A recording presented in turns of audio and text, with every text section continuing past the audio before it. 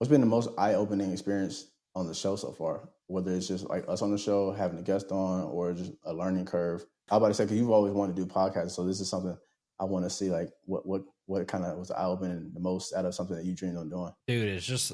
the probably I would say the most part is just the workflow. Mm, Like being able to one, try to get everyone on the show, and then two, figure out topics, and then getting into the editor, figuring out timestamps for like the social media, yeah, and then being able to get that back, get all the critiques done with that, and then getting it back into the drive, and then I download it and schedule them all out, and then make sure they're all scheduled out, and then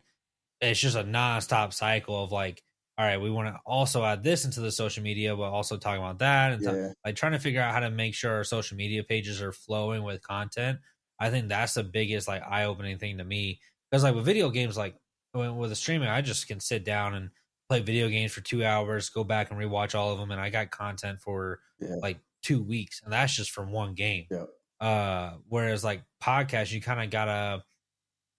you have to really figure not script it, but figure out what exactly what you want to talk about, how you're going to plan to talk about it, if it's a guest or not. With the guest is a little bit easier because the guest will kind of like lead you to where you want to go, and you can kind of ask questions on the spot. mm, But if we're talking about like topics that where it's just like us 4, 3, 2, where we're kind of talking about stuff like this or the episode that me and TK kind of talked about before, it's just you got to really figure out how to keep the conversation going and entertaining